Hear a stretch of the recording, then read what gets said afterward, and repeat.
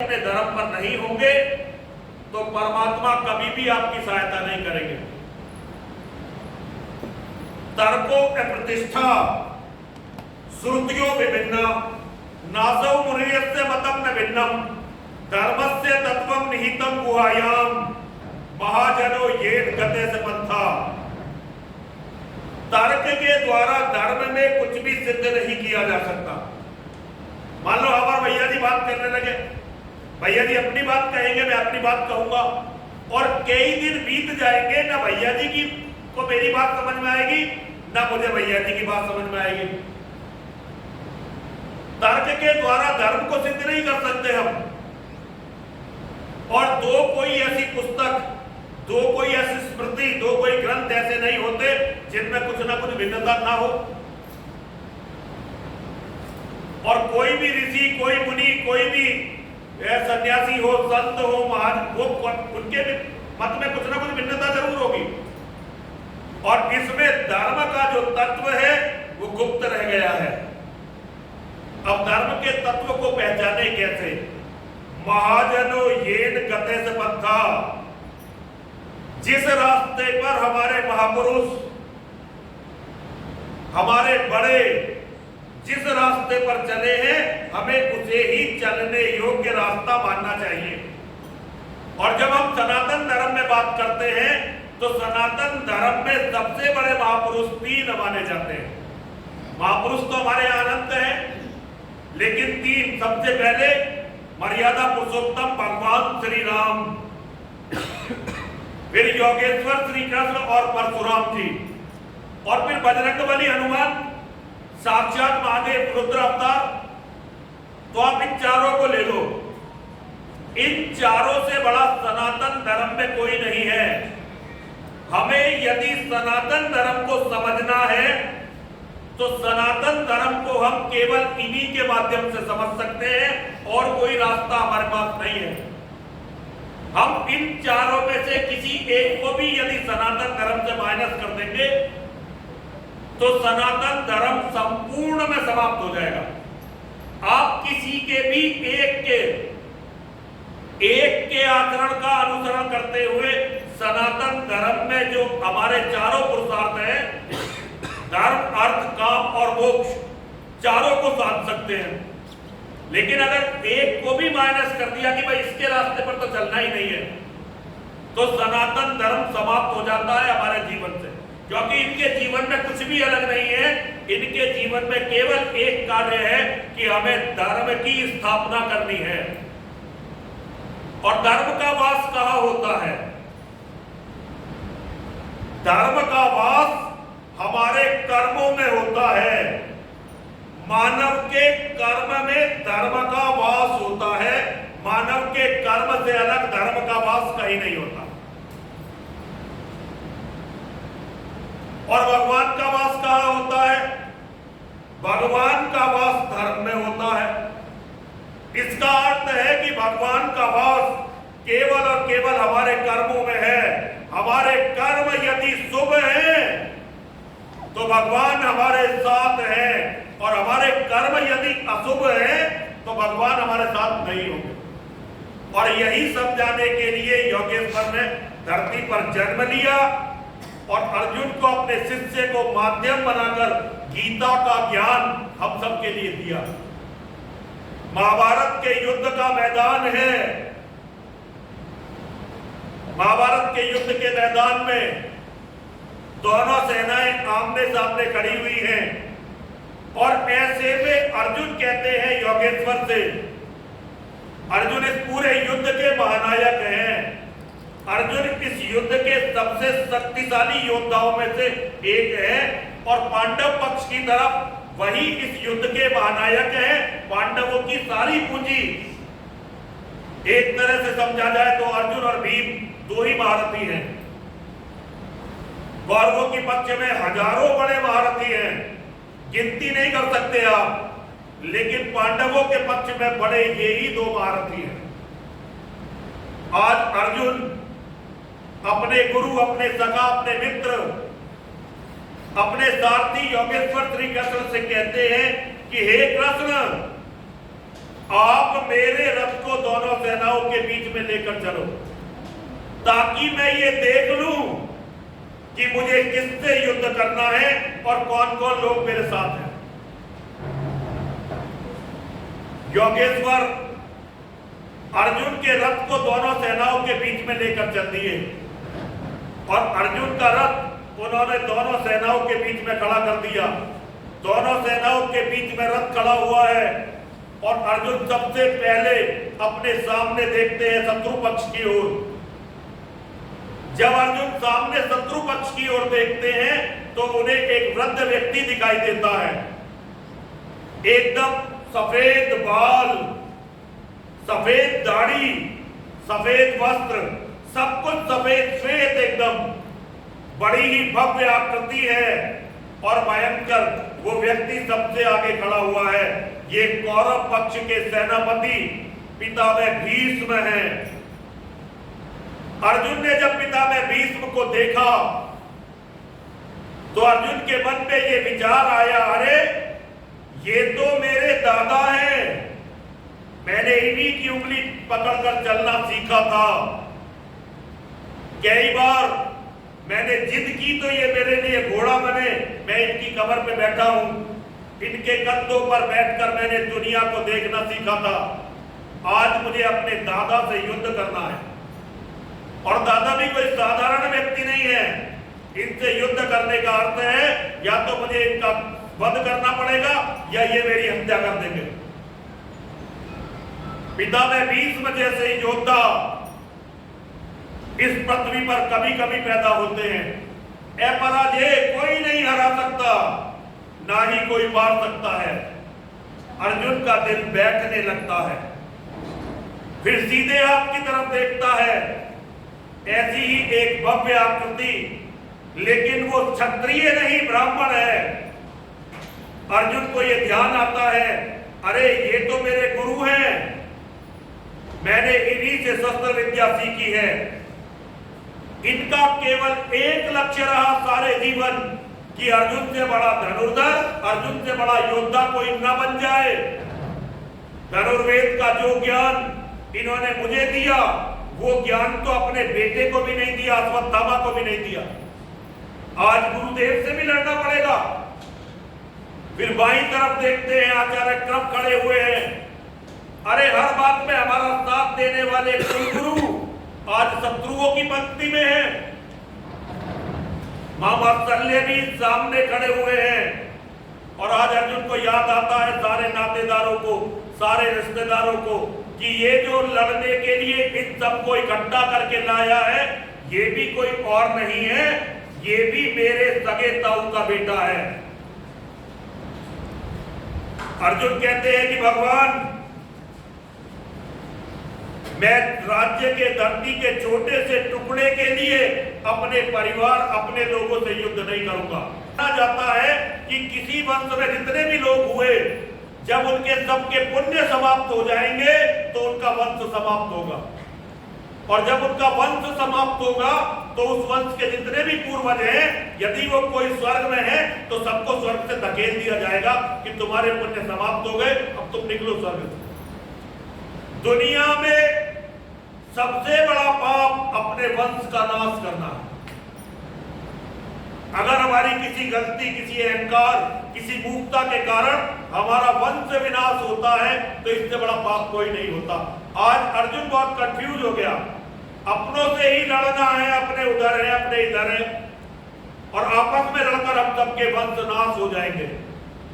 तो भगवान अर्जुन को धर्म का उपदेश देते हैं और अर्जुन को बताते हैं कि परमात्मा की इच्छा के लिए धर्म के रास्ते पर चलते हुए यदि प्राण और वंश भी समाप्त करना पड़े तो ये मनुष्य का सौभाग्य होता है। केवल यही रास्ता है मुक्ति का। आप धर्म के रास्ते पर चलते रहिए और जो भी अच्छा बुरा है वो परमात्मा को समर्पित करिए। यदि आप परमात्मा को समर्पित करके अपने कर्मों को फिर कुछ भी करेंगे, वही धर्म होगा। अपने व्यक्तिगत अहंकार के लिए नहीं, अपने स्वार्थ के लिए नहीं, अपनी जरूरतों के लिए नहीं, धर्म के लिए जब हम सब कुछ करेंगे, आप अपना प्रत्येक कर्तव्य, आप ग्रस्त में हैं तो ये मानकर चलिए कि ये ग्रस्त का पालन करना आपका धर्म है। गीता योग की परिभाषा देती है, योग कर्मसु कौशलम, कर्म करने के कौशल को योग कहा जाता है। आप जो भी कार्य करें उसमें अपना सर्वोत्तम दे तो आपका वो कार्य योग कहलाता है, और योग ही हमारे लिए मोक्ष और स्वर्ग के रास्तों को खोलता है। और एक देखिए सबसे बड़ी बात, गीता के उद्देश्य को समझिए। जब अर्जुन ने कहा कि मैं युद्ध नहीं करूंगा तो भगवान नाराज नहीं हुए अर्जुन से, उन्होंने अर्जुन को डांटा नहीं, उन्होंने केवल अर्जुन से हंसते हुए कहा, कुतस्त्वा कस्मलमिदं विस्मे समुपस्थितम अनार्यजुष्टम ऐश्वर्यम अकीर्तिकरम अर्जुन। और इसके बाद एक अगली बात, ये दूसरे अध्याय का दूसरा श्लोक, दूसरे अध्याय का तीसरा श्लोक, क्लैप्यम पायसनगमे पार्थ नैतत्युपद्यते शूद्रम हृदय दौर्बल्यम तत्तुत्तिष्ठ परन्तम। अरे अर्जुन, ऐसे कठिन समय में तेरे मन के अंदर ये कुत्सित विचार आया कैसे? आप भगवान के शब्दों को पकड़ने का प्रयास कीजिए। युद्ध का घोष हो गया, दोनों सेनाएं आमने सामने आकर खड़ी हो गई, और ऐसे में अर्जुन कह रहा है कि मैं युद्ध नहीं करूंगा, तो भगवान ने युद्ध को छोड़कर जाने के विचार को कुत्सित विचार बताया, और जबकि युद्ध को टालने का कितना प्रयास किया। कौरवों की राजसभा में जाकर कहा कि केवल 5 गांव दे दो, हो न्याय अगर तो आधा दो, पर उसमें भी यदि बाधा हो तो दे दो केवल 5 गांव, रखो अपनी धरती तमाम, हम वही खुशी से खाएंगे, परिजन पर असी न उठाएंगे। दुर्योधन वह भी दे न सका, आशीष समाज का ले न सका, उल्टा हरि को बांधने चला, जो था असाध्य साधने चला। जब नाश मनुष्य पर छाता है पहले विवेक मर जाता है, जब नाश मनुष्य पर छाता है पहले विवेक मर जाता है। जब हमारा विनाश आता है तो सबसे पहले हमारी बुद्धि का नाश होता है। दुर्गा सप्तमी में मां कहती है, मैं जिसके पाप बढ़ जाते हैं और मैं उसे विनष्ट करना चाहती हूं तो उसकी बुद्धि को हर लेती हूं। देवी भागवत में स्पष्ट है, हमारे सारे ग्रंथ बताते हैं, पाप बढ़ने पर सबसे पहला काम बुद्धि हर ली जाती है, और जब बुद्धि हर ली जाती है तो व्यक्ति का विनाश हो जाता है। जब दुर्योधन ने 5 गांव देने से मना कर दिया तो भगवान ने कहा अब रण होगा। दुर्योधन अब रण होगा, याचना नहीं, अब रण होगा, संघर्ष विकट भीषण होगा, टकराएंगे नक्षत्र निकर, बरसेगी भू पर वहनी प्रखर, फणसेस नाग का डोलेगा, विकराल काल मुंह खोलेगा। दुर्योधन रण ऐसा होगा फिर कभी नहीं जैसा होगा, भाई पर भाई टूटेंगे, विद्वान बूंद से छूटेंगे, वायस त्रंगाल सुख लूटेंगे, सौभाग्य मनुष्य के फूटेंगे, आखिर तू भूसाई होगा पर हिंसा का पर्दाई होगा। अरे दुर्योधन, तूने 5 गांव देने से मना कर दिया और अपने अहंकार में पागल होकर ये कह दिया कि बिना युद्ध के सुई के नोक के बराबर धरती नहीं दूंगा, तो अब तू अच्छी तरह समझ ले कि अब ये युद्ध होगा, और ये युद्ध हमने नहीं चाहा, तूने युद्ध मांगा है, और ये युद्ध इतना भयानक होगा कि कोई नहीं बचेगा। तेरी लाश को भी कुत्ते, चील, गिद्ध और कौवे खा जाएंगे, लेकिन जितने भी लोग मरेंगे उनकी हत्या का जिम्मेदार यदि कोई होगा तो तू होगा। ये भगवान का कार्य था। भगवान ने शांति के लिए प्रयास किए, लेकिन जब देख लिया कि दुष्ट नहीं मानते तो फिर युद्ध का भी शंख बजा दिया, शंखनाद कर दिया। और शंखनाद करते हुए जब उनका परम शिष्य और इस युद्ध का महानायक मोहग्रस्त हुआ तो उसे उसका कर्तव्य समझाया। कुतस्त्वा कस्मन्मिदं विस्मय समुपस्थितम अनार्य जुष्टम में स्वर्गीय में कीर्ति कर्म अर्जुन क्लेप्यम मायस्मगमे पार्थ नेतत्युपद्यते शूद्रम हृदय दौर्बल्यम तप्तोत्तिष्ठ परन्तप। अरे अर्जुन, इस युद्ध के समय, ऐसे कठिन समय में तेरे मन के अंदर ये कुत्सित विचार आया कैसे? ये हम आर्यों के आचरण के विरुद्ध है। सबसे पहली बात, ये हम आर्यों के आचरण के विरुद्ध है। और आर्य कौन? आर्य हैं हम, जिन्हें आज हिंदू कहा जाता है, हम सब आर्य हैं। भगवान ने कहा कि युद्ध जब तय हो गया, अधर्म अपनी करनी पर अड़ गया, और हम जो धर्म के मानने वाले हैं, हम युद्ध के मैदान में आ गए, तो यदि हम युद्ध को छोड़कर चले गए तो हमारा ये कार्य आर्य मर्यादा के विपरीत होगा। और यदि तूने ऐसा किया तो तुझे कभी भी स्वर्ग नहीं मिलेगा। युद्ध तय हो गया, अधर्म अपनी शक्ति के साथ युद्ध के मैदान में है, और आपने अपने जीवन में एक बार उस युद्ध से पलायन कर दिया, डरकर भाग गए, मोह में आकर भागे। स्ट्रेटेजी में पीछे हटना अलग बात है। भगवान खुद रण छोड़ है, उन्होंने मथुरा छोड़कर द्वारिका इसीलिए बताई क्योंकि ये स्ट्रेटेजी थी। कभी कभी दूर भी जाना पड़ता है, बड़े लक्ष्यों के लिए अपनी जन्मभूमि को भी छोड़ना पड़ता है। तो भगवान ने ये स्ट्रेटेजी बनाई, और स्ट्रेटेजी बनाकर भगवान द्वारिका चले गए। तो वो तो एक नीति है, लेकिन जब युद्ध अपरिहार्य है, उस समय हम ये नहीं कह सकते हम नहीं लड़ेंगे। अगर हमने ये कह दिया हम नहीं लड़ेंगे और युद्ध से इनकार कर चल दिए, तो सबसे पहले तो ये मानो कि हम आर्य है ही नहीं। दूसरा ये मानो कि अब हमें कभी स्वर्ग नहीं मिलेगा, और तीसरा ये मान लो कि अब हमें कभी कीर्ति भी नहीं मिलनी, क्योंकि कीर्ति विजेताओं को मिलती है। कीर्ति उन्हें मिलती है जो धर्म के शत्रुओं का विनाश करते हैं और सबसे बड़ी गाली देते हैं। इतने बड़े वीर के लिए सबसे बड़ी गाली क्लैप्यम। अरे अर्जुन, नपुंसक मत बन, हिजड़ा मत बन। धरती के सबसे बड़े महावीर के लिए इससे बड़ी गाली नहीं हो सकती। वो कहते हैं अर्जुन, नपुंसकता को प्राप्त मत हो, अपने हृदय की दुर्बलता को छोड़ दे और छोड़कर युद्ध के लिए खड़ा हो जा।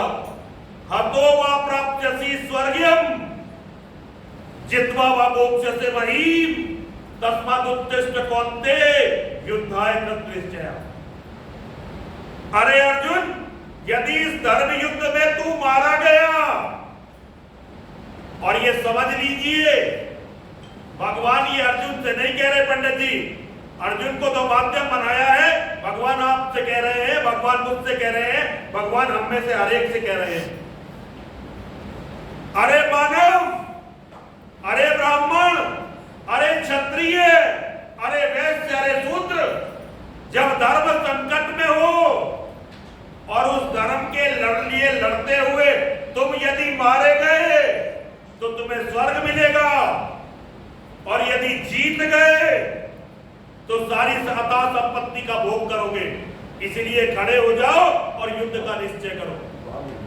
और भगवान एक बात कहते हैं, सर्वधर्मान परित्यज्य मामेकम शरणं व्रज अहं त्वां सर्व पापेभ्यो मोक्षयिष्यामि मा शुचः।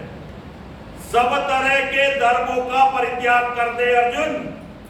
तुझे जो भी धर्म लगता है या धर्म लगता है, सबका परित्याग कर दे। मामेकम शरणं व्रज, अर्थात मेरी शरण में आ जा, जो मैं कह रहा हूं वो कर। यदि तूने मेरी बात मानी तो मैं तुझे तेरे समस्त पापों से मुक्ति दिलाकर तुझे मोक्ष प्रदान करूंगा। और भगवान की बात क्या है जो अर्जुन को माननी है? भगवान की केवल इस समय एक बात अर्जुन को माननी है कि अर्जुन अपनी समस्त शक्ति के साथ उन सभी से युद्ध करो जो अधर्म की तरफ है।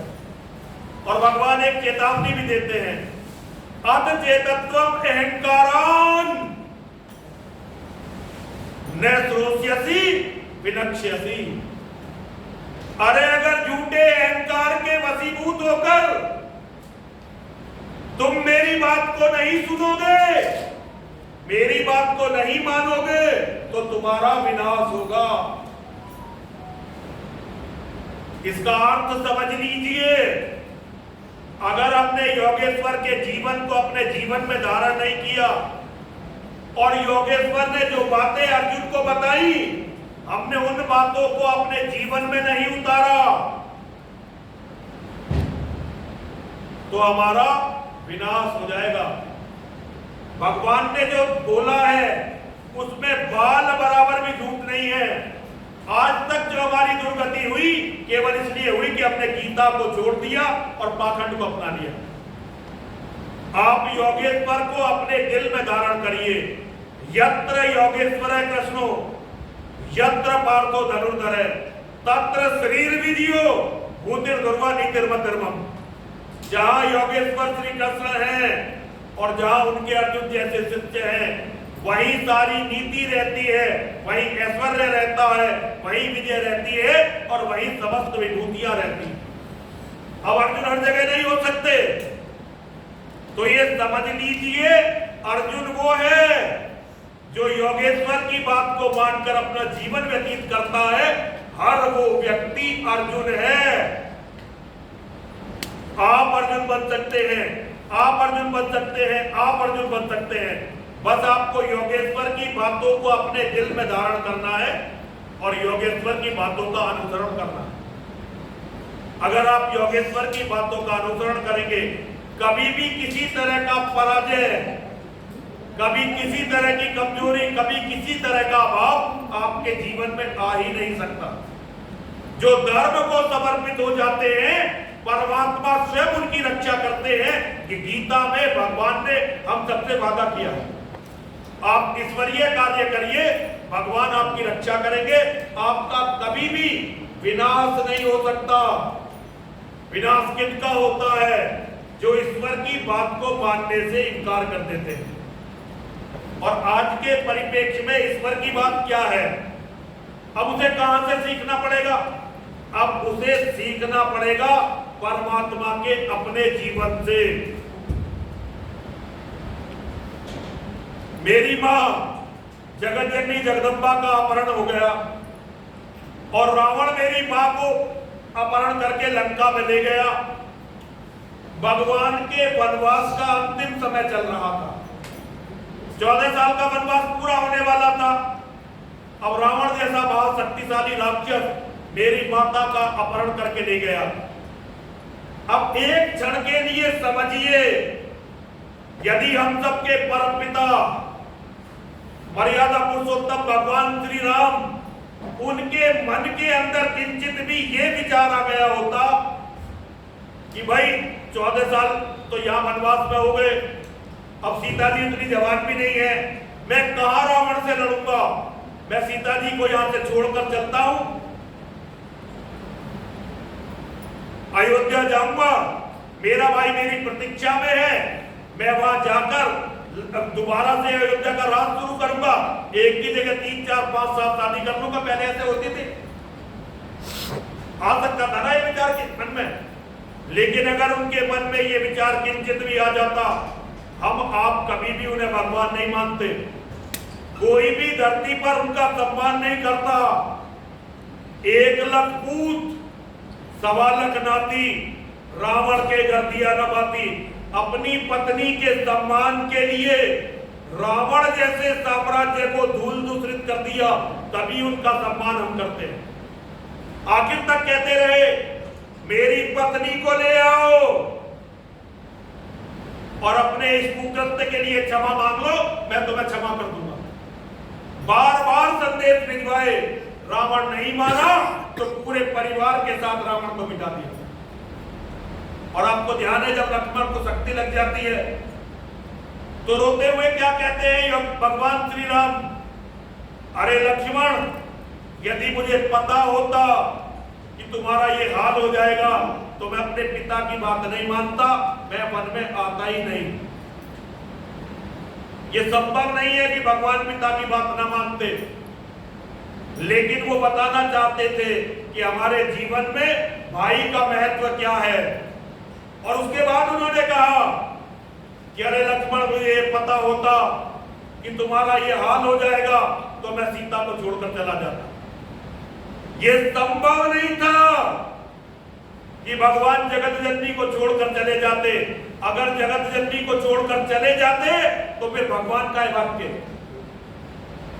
लेकिन उन्होंने ये बताया कि परिवार का और भाई का क्या महत्व होता है।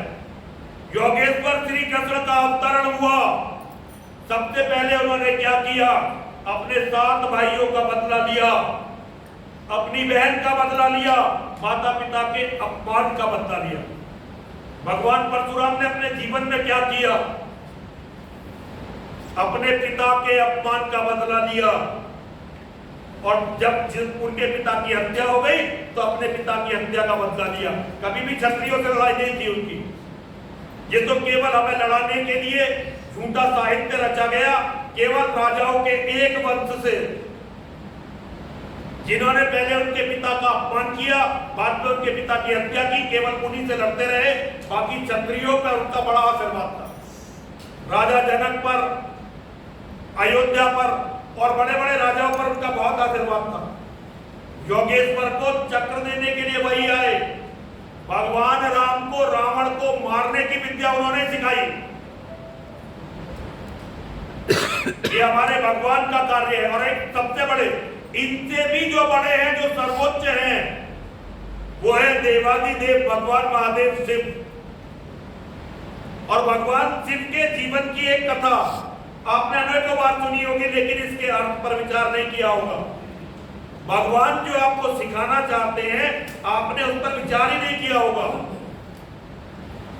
भगवान राम वन में थे, मेरी मां का अपहरण हो गया और भगवान मां को ढूंढ रहे हैं। पेड़ों से पूछ रहे हैं, पक्षियों से पूछ रहे हैं, जानवरों से पूछ रहे हैं। कैलाश पर बैठे हुए महादेव उनकी इस लीला को देख रहे हैं। और उनकी इस लीला को देखने के बाद मंद मंद मुस्कुरा रहे हैं और बार बार उन्हें प्रणाम कर रहे हैं।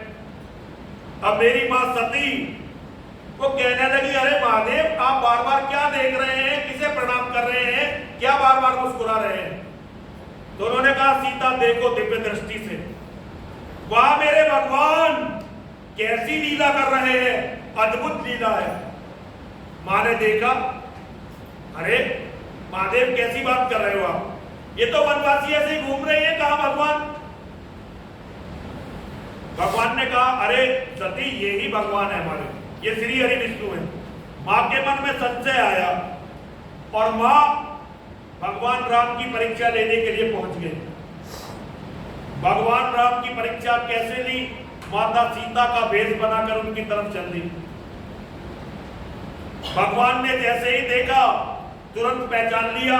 थी तो माता सीता के वेश में, लेकिन भगवान पहचान गए, हाथ जोड़कर बोले, अरे माता, ऐसे वीरान जंगल में, ऐसे कठिन वन में आप कहां अकेली घूम रही हैं? आज महादेव को कहां छोड़कर चली आई? और उन्हें प्रणाम किया। एकदम डर गई, एकदम सहम गई। माता का मन एकदम मलिन हो गया। मां ने भगवान को प्रणाम किया कि मैं तो बस आपसे मिलने चली आई, और वापस कैलाश पर आ गई। न मां ने महादेव से कुछ कहा, न महादेव ने मां से कुछ कहा। लेकिन महादेव ने मां का परित्याग कर दिया कि मां ने भगवान पर संशय किया है, इसलिए मां का परित्याग कर दिया। और उसके बाद उनके पिता ने, मां सती के पिता ने, दक्ष प्रजापति ने जब यज्ञ रचाया तो उस यज्ञ की रक्षा का काम भगवान विष्णु को दिया, साक्षात भगवान विष्णु को दिया। और उस यज्ञ में मेरी मां सती को अपना शरीर दाह करना पड़ा, अपना शरीर समर्पित करना पड़ा। और भगवान को जब इस बात का पता चला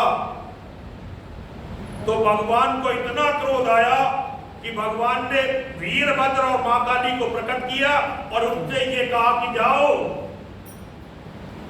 जिस मूर्ख दक्ष के कारण मेरी पत्नी का देहावसान हुआ है उसका सर काट दो। और उसकी रक्षा के लिए यदि साक्षात ब्रह्मा, विष्णु और इंद्र भी आते हैं तो उन्हें भी जीवित मत छोड़ना। आप शिव पुराण पढ़ लीजिए, कोई भी धर्म ग्रंथ पढ़ लीजिए, ये बात आपको ऐसी ही मिलेगी। वे मेरे भगवान हैं, लेकिन वो मेरी पत्नी के हंताओं की रक्षा नहीं कर सकते। अगर वो मेरी पत्नी के हंताओं की ओर खड़े हैं तो मेरा ये कर्तव्य बनता है कि मैं उनसे भी युद्ध करूं और उनकी भी हत्या करूं। इतनी बड़ी बात हमारे धर्म ग्रंथों में लिखी हुई है, हमने पढ़ी नहीं है या हमने समझी नहीं है, इसीलिए हमारा ये विनाश बार बार होता है। ये तो महादेव की लीला। और अब आप मां की लीला की तरफ आ जाओ। जब गणेश जी का सर कट गया तो मां ने महादेव से कह दिया, यदि मेरा नहीं बचा तो इस धरती पर किसी का भी जीवित नहीं छोड़ूंगी। पंडित जी ऐसे ही है या नहीं है? झूठ तो नहीं बोला अभी तक मैंने कुछ भी। ग्रंथों में ऐसे है या नहीं है जो मैं बोल रहा हूं? मैं एक भी बात झूठ नहीं बोलूंगा, केवल आपको वो बताऊंगा जो सनातन धर्म के आधारभूत सिद्धांत है। मैंने झूठ बोलने के लिए संन्यास नहीं लिया, केवल अपने धर्म पर लड़ने के लिए और मिटने के लिए संन्यास लिया है। तो मैं आपको ये बताना चाहता हूं, मां ने ये कह दिया, यदि मेरा नहीं बचा तो दुनिया में किसी का नहीं छोड़ूंगी। पहला मेरा जीवित करो, तभी दुनिया में किसी का बच्चा बचेगा, वरना कोई मां बच्चा नहीं खिला सकेगी। पूरी सृष्टि को समाप्त कर दूंगी अपने बच्चे के प्रति। और महाकाली, जब मेरी मां जगतजननी जगदम्बा अष्टभुजी भवानी राक्षसों से लड़ रही थी तो एक राक्षस जिसका नाम था रक्तबीज, रक्तबीज उस युद्ध में आ गया। और मेरी मां रक्तबीज को जब तलवार मारती, उसके शरीर का खून निकलता, खून धरती पर गिरता, एक नया रक्तबीज खड़ा हो जाता। अब लड़ते लड़ते मेरी मां थक गई और दुनिया रक्तबीजों से भरने लगी, तो उन्होंने महाकाली का आह्वान किया और महाकाली से क्या कहा, हे महाकाले, ये रक्तबीज मेरे निपटाए नहीं निपट रहे हैं और ये अगर इसी तरह बढ़ते रहे तो ये तुम्हारी सारी संतानों को खा जाएंगे, ये तुम्हारे बच्चों को खा जाएंगे। और देखिए, मां से बड़ा कोई नहीं है दुनिया में, मां से बड़ा कोई नहीं होता। साक्षात परमात्मा का रूप धरती पर मां होती है। जैसे मां और महादेव हैं, ऐसे ही घर के मां और महादेव हैं। तो जब महाकाली ने यह सुना कि ये रक्तबीज मेरे बच्चों को खा जाएंगे, तो उन्होंने न केवल सारे रक्तबीजों की गर्दन काटी, बल्कि उनकी गर्दन से जो खून निकल रहा था वे उस खून को भी पी गई, ताकि धरती पर कोई नया रक्तबीज पैदा न हो और उनकी संतानों का संकट टल जाए। एक मां का सबसे बड़ा कर्तव्य है अपने बच्चों की रक्षा करना। एक पिता का सबसे बड़ा कर्तव्य है अपने परिवार के हित के लिए लड़ना। अर्जुन जो आज महाभारत के युद्ध में लड़ रहे हैं, उनका धर्म यह है कि वो अपने परिवार के पर हुए अत्याचारों का प्रतिशोध ले, और जो अन्याय, जो अत्याचार उनके परिवार के साथ हुआ उसका प्रतिकार करें। और यही मानव का सबसे बड़ा धर्म है। आपका, मेरा, हमारा सबसे बड़ा धर्म है कि हम अपने परिवार की कुछ भी करके रक्षा करें, और कभी यदि जरूरत हो तो उस परिवार को धर्म की वेदी पर बलि दे दे। ये हमारा धर्म का लक्ष्य होगा। सबसे बड़ा लक्ष्य पहले परिवार की रक्षा करना।